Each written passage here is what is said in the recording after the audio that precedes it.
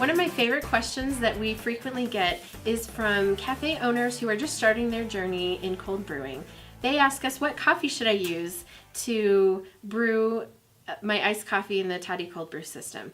And I really love that question because it starts the conversation about how versatile the Toddy method is in brewing. Really, the answer is a question that I pose back to them. I ask, what drink do you want to serve to your customers? Answer to that question really helps determine where to get started. So just as an example, I have 3 different roasts here that are all going to perform very differently in the Toddy Cold Brew system. This, for example, is a Kenya Pea Berry. It's a really nice coffee, a lot of very unique characteristics that you probably wouldn't expect to find when you go into a coffee shop and ask for an iced coffee. It has, some earthy notes, some tomato notes even. This is a nice medium roast Guatemalan. It's very versatile for all sorts of different applications. It has a nice creamy, chocolatey base to it. It's almost sweet without adding any sweetener to it. And this is a darker roasted espresso blend. This used to be the primary go-to for brewing with the Toddy Cold Brew system. Because it's a darker roast, it's going to perform very well as an iced coffee. It's going to work great with blended drinks where you're going to be combining it with cream and sugar and coffee. This is a coffee that's really going to pull through the coffee flavor when you're mixing it with other things. Another aspect of the brewing process that we really recommend you experiment with is the brewing duration. And by brewing duration, I mean the period of time that the coffee grounds steep in the cool water while the concentrate is brewing.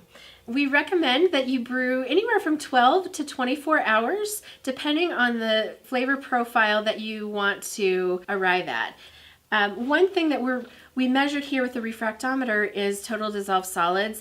As you can see, the 12-hour was not as concentrated as the 24-hour. From 12 to 18 to 24, you are pulling out more solids into your concentrate. However, keep in mind that your goal isn't necessarily to brew a stronger concentrate as much as it is to dial in a flavor profile that's ideal for the particular coffee you're using and for the drink that you'd like to serve to your customers. So there's a lot of room for experimentation with this. You don't need to have a refractometer. But I would say most importantly is to taste along the way, see what's going to work best for your palate and the palates of your customers, and make sure you're having fun too.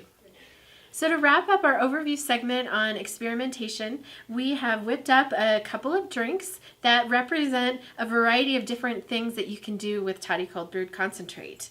Just a quick walkthrough. We have hot coffee that is made with fresh concentrate and steaming hot water. This is an ice blended drink made with fresh concentrate, milk, and frappe mix. Here we have cold brewed coffee pushed with nitrogen for a nice frothy head, kind of like a Guinness style stout. Coffee martini made with fine spirits and fresh concentrate.